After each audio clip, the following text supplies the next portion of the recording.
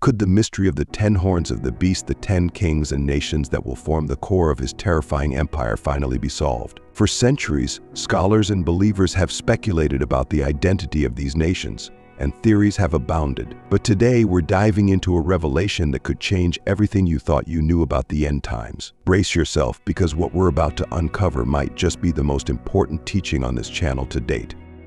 Let's start with the question: who exactly are the 10 horns mentioned in the book of Revelation? Are they European nations, as many have believed? Could they be regions controlled by the United Nations? Or are they perhaps 10 powerful Muslim nations? Over time, I've explored each of these theories, just as you probably have. But all of that changed when I stumbled upon a verse in the book of Psalms, a verse that might hold the key to unlocking the identity of these mysterious nations. This revelation came to me like a bolt of lightning. While reading Psalm 83, a chapter that describes a confederation of nations conspiring against Israel, I came across a passage that sent chills down my spine. The psalm speaks of these nations being of one mind as they plot together. Suddenly, it clicked.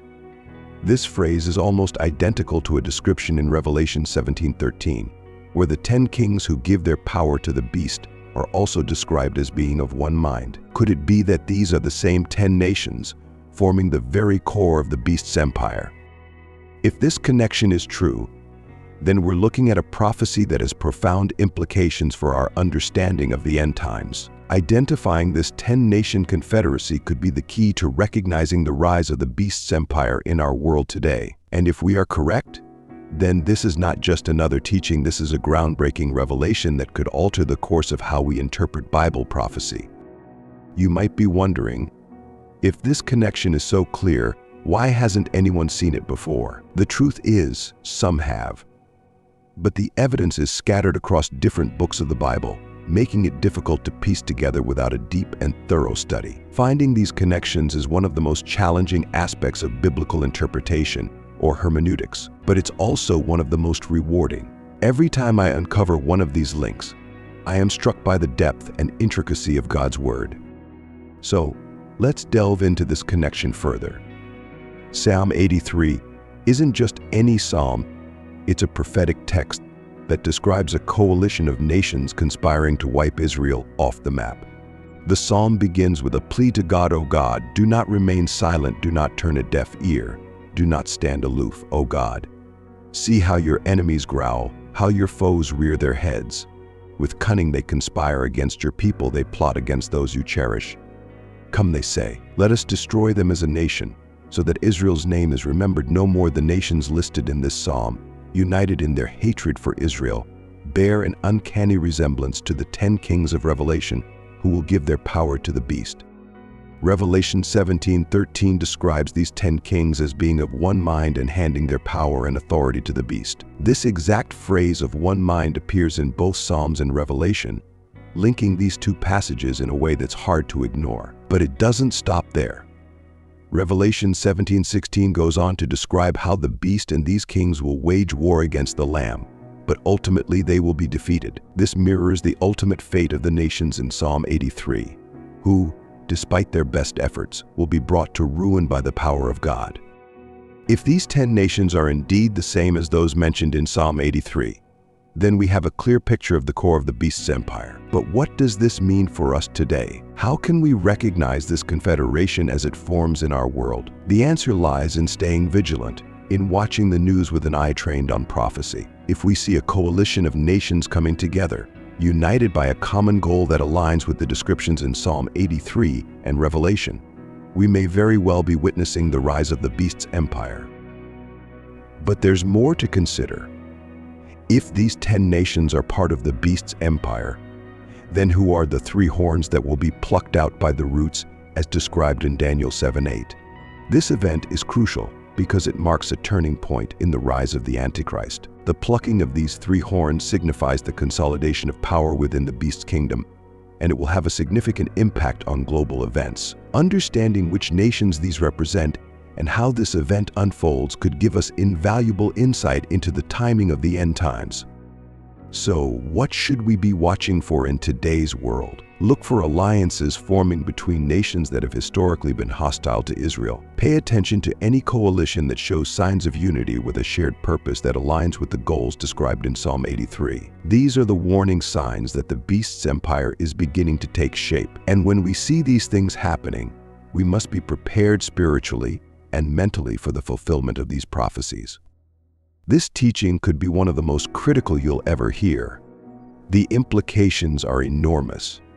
If we're correct, then identifying the 10 nations that form the core of the beast's empire isn't just an academic exercise, it's a prophetic warning. It's a call to be vigilant, to stay informed, and to understand the times we are living in.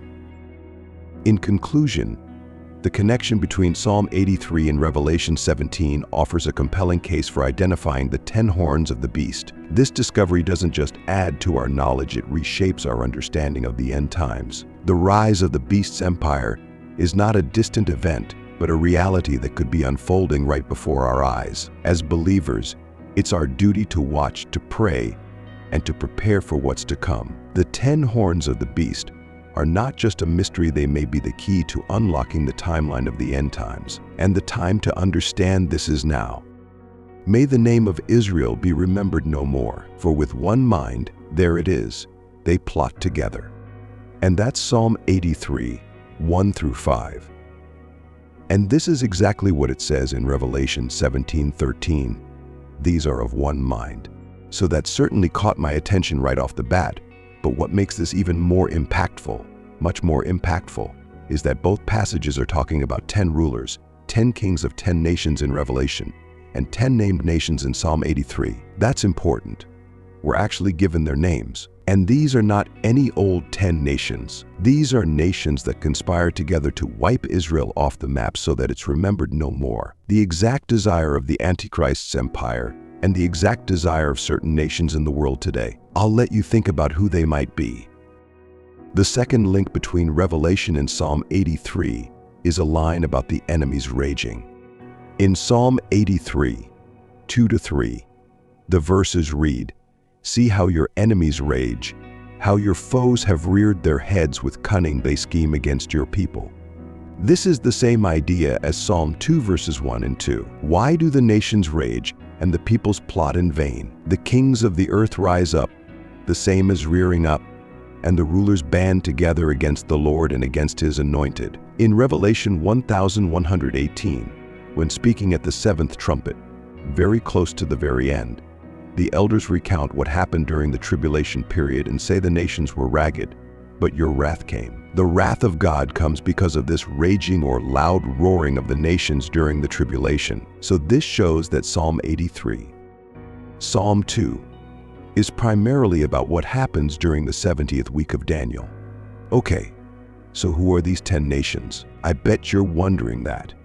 Who are the 10 horns? But they are not what you would expect. Let's look at them, because Psalm 83 lists them out for us. The tents of Edom and the Ishmaelites, Moab and the Hagarites, Gabriel and Ammon and Amalek, Philistia, and the inhabitants of Tyre. Asher has joined them. They are the strong arm of the children of Lot. Not what you expected, because they are all very small people groups. For the most part, they're not large nations, and they are those nations directly encircling Israel like a ring, what the Bible calls the nations round about, and they are by no means the only nations that are going to form the beast, an inner core of nations, the 10, an outer core of nations that eventually join them in the Gog and Magog invasion, and then another layer on top of that which the Bible calls all the nations, which to us on this channel could only mean the United Nations and their so-called peacekeeping force. So if this little group are truly the 10 kings who will form in the future, we need to identify them more closely. Let's look at what Revelation 17:12 tells us about them. The 10 horns you saw are 10 kings who have not yet received royal power, but they are about to receive authority as kings for 1 hour, together with the beast. That's important. So the first thing we see is they don't have royal power right now, nor did they on John's day. But they receive that power in the future with the beast. This is a key piece of information if we're looking for current European or Muslim nations probably looking in the wrong place. Or, if you're looking back in history for Roman empires or other historical kings, you're probably looking in the wrong place because they have to receive their authority with the beast. And if you look at the names of the 10 in Psalm 83, most of them seem kind of tribal people groups rather than existing nations. And it's important to recognize that this psalm has never been fulfilled in history. These kings only take power when the beast takes power. I think these groups exist now, but they aren't recognized as nations yet. That's very strange, isn't it? Not what we're expecting. So who are they? This is one of those very sensitive areas to discuss online, so be sure you watch this part carefully. The easiest to identify are the two, Philistia and Tyre. Philistia is the coastal region southwest of Israel that used to be occupied by the Philistines. This people group is best thought of as Tyre is the coastal area north of Israel, and it's best thought of as both of these groups are not currently nations but are political parties and militant groups that oppose Israel. I think it may be best to consider all of these groups to possibly be like that. The USA has identified about 40 of these militant groups in the Middle East. Some of the most well-known are. Will 10 of these groups be given nation-state status during the tribulation? Well, I don't know. But given how events seem to be spiraling out of control in the Middle East, I think it's completely possible. Could you have imagined what has happened there in the past few years? Could you have imagined it 10 years ago? I think not. So I think it's best to assume anything is possible, and the Bible should be our guide. Rather than identifying these groups by name, I think the best thing to say here is that they will most likely be militant groups who encircle Israel like a ring. Asher is an interesting name to see in this grouping. For a couple reasons, Asher is the nation that eventually formed the Assyrian Empire, which includes Syria, northern Iraq, parts of Turkey, and parts of Iran. It's a large territory. Unlike the others, it's not small like them, it's larger.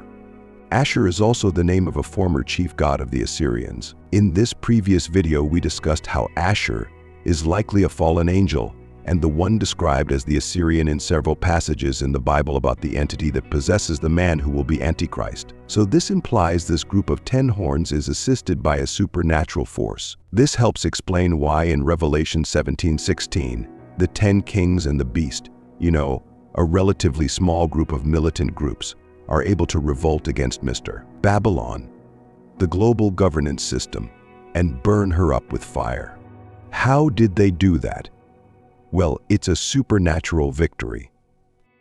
This may be why in Revelation 13:4, the world asks, who is like the beast and who can fight against it? What is happening in today's world? You notice we're talking about a lot of things happening in today's world, which is evidence that Psalm 83 will be fulfilled. These militant groups are the focus of everything that has been occurring in the Middle East for maybe 10 years. Look at those names that we listed before. Consider how almost all the violence and headlines in that region center on these groups. And if these people groups are listed in Psalm 83 of the 10 kings, this should give us some idea of who the 3 horns are that are plucked out by the roots in Daniel 70.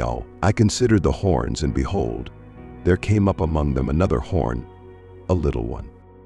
This is the Antichrist, and he seems to arise out of this group of 10 people, before which 3 of the first horns were plucked up by the roots. Scholars have wondered about these things for years. Who are these 3 horns that are plucked out? If we are correct about this ring of people being the horns, then it's interesting that 3 of them are not included in the Antichrist Empire. Why is that?